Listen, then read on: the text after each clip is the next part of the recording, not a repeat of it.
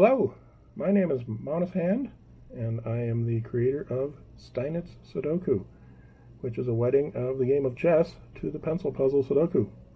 If you like both chess and Sudoku, you'll hopefully find the set of Steinitz puzzles to be interesting, challenging, and fun for you to solve. This video is not going to teach you how to play chess, and it's not going to teach you how to solve Sudokus. Hopefully you are able to do both of those things, but we will have a quick recap of each of those before we get underway, just in case anyone needs a little bit more basis. So here we go with that. As for chess, here we see a chessboard set up in its initial starting position. The white pieces are always at the bottom of a chess diagram, and the black pieces are always at the top. You can see that each square on the chessboard has a coordinate with the letter on the bottom of the screen here and a number along the left-hand side, so that the square I have highlighted in red is D4, and you might hear me refer to chess squares by that coordinate system as we go through this video. That's enough about chess, other than to say that you'll need to be familiar with the movement rules of the chess pieces. If you don't know how each chess piece moves, that's something you'll need to go and learn before you can tackle a Steinitz Sudoku puzzle. It's a very important skill, and you'll see why. So learn how the rook, the knight, the bishop, the queen, and the king, and the pawn all move, because you'll need to have that in your arsenal to solve a Steinitz Sudoku. Let's look at standard Sudoku real quick.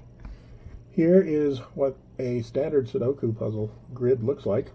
Notice that it's 9 squares by 9 squares, where the chessboard we just looked at was 8 by 8. We'll come back to that a little bit later. In Sudoku, of course, the goal is to fill each row, each column, and each of these 9 boxes with different numbers from 1 to 9, so that they're all unique among themselves.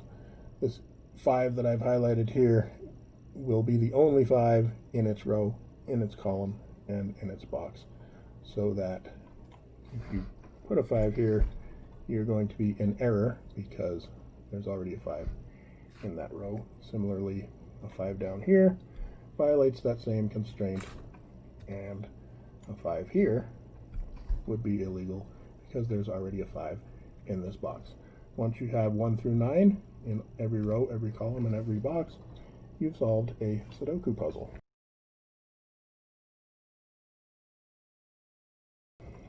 Now, going back to Steinitz Sudoku, let's go back to the chessboard. Here we see a chessboard with a position that is no longer the starting position. This game has advanced somewhat, where each of the 2 players has moved their pieces back and forth, beginning with white as usual, until they have reached this position.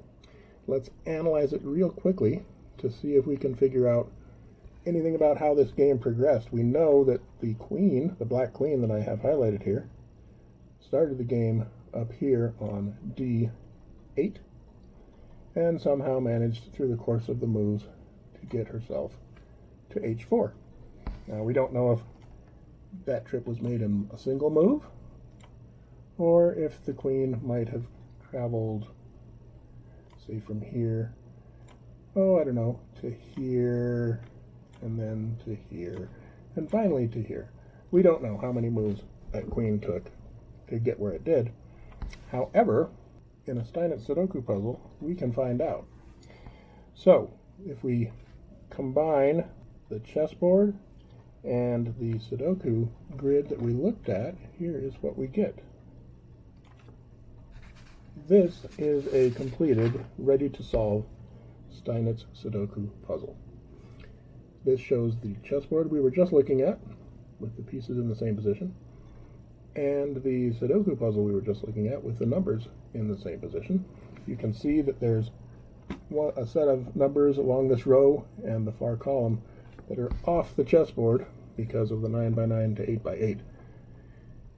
And that's perfectly fine. You're going to need those numbers, of course, to solve the full Steinitz Sudoku puzzle, and they will also help you determine where these pieces came from, which is an important part of solving Steinitz Sudoku. Another thing to notice here is that some of the Sudoku digits are on vacant chess squares and others are on squares that contain chess pieces. And that also doesn't matter. It just happens to be where the puzzle creator decided to give you the numbers to start with. And now, for the rest of this video, we're going to give you just the first step or two in how you would go about solving this Sudoku puzzle. And before we can do that, we need to talk about the most important part of this marriage between chess and Sudoku. This is the way that the chess moves interact with the Sudoku digits to get you what you need to know to solve the puzzle. That is this movement restriction rule. In this puzzle, and in most other Steinitz Sudoku puzzles, but not all, the rule is that when a piece moved, it always moved to the next number higher than where it sits. Using just that, we can now solve this Steinitz Sudoku puzzle.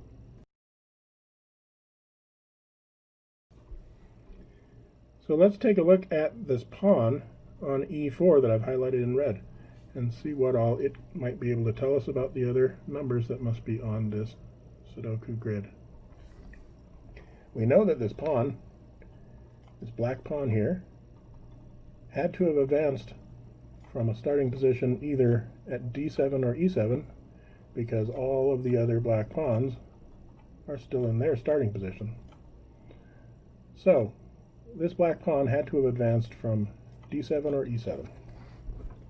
The fact that it has advanced to a 9, though, in such a short span of 2 or 3 moves, means that there's no way it could have advanced from this 2. A piece on a 2 can only advance to a 3, and obviously a pawn could only advance to here or here, and it's already to the 9. It's not going to have enough moves to get in before reaching that next space and find itself on a 9, leaving us to conclude that our pawn here on e4 must have begun the game on d7. We also know that the number that it started the game on had to be a number that allows it to reach this 9 in only 1, 2, 3 moves tops, with its last move, of course, being a capture, or perhaps its first move being a capture, 1, 2, 3, or it could have reached it in 2 moves with a advance to d5 on the first turn, and then the capture. Either way, we know that the only possible numbers that it could have begun the game on is a 6 or a 7. Sudoku, though, tells us it couldn't have possibly been a 6 because there's already a 6 in this row. And long story short, we find that that must have been a 7, and that it must have advanced 2 squares to reach an 8. And we've gotten our first 2 numbers on the board just from analyzing the position and number of that black pawn. Let's do this for one other piece, and then I'll leave you to do the rest of it. How about we take a look at what, if anything, we can learn from this white knight sitting at c3 on the number 3.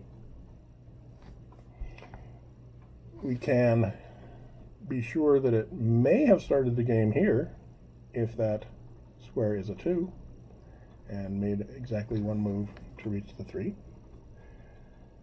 By the mechanics of the chess knight, we know that this could only have been a 2 if it started there. A 1 would not be able to run around the board to get to a 3 here. So this is a 2 if it started the game here. But we can also see that it's possible that knight could have started the game at g1. And we will need to rule one of those 2 possibilities out before we know some of these numbers on the board. In this case, of course, g1 would need to be a 1 in order to move to e2 as a 2 and finally reach c3 as a 3. We don't know which is the case, whether it followed that path or it followed to here. But we do know that one of these 2 squares must be a 2. And using your Sudoku skills, you can see it cannot possibly be this square, and we're back to a final conclusion that we have found another number in the grid, and you're off and running. Those are the kind of things you'll need to think about as you work the rest of this puzzle. Find out where this queen came from. She obviously is on a number higher than a 5. That's where she started. This is a 6 or a 7 or an 8. Cannot possibly be a 9. And I won't give you too much more than that, but it's those kind of things that you'll want to do to solve a Steinitz Sudoku puzzle. And that's where I'll leave you, but maybe there will be another one of these where we'll go through an entire solution or do whatever else you guys might ask for me to do in terms of Steinitz Sudoku. Hope you enjoy it, hope you like it.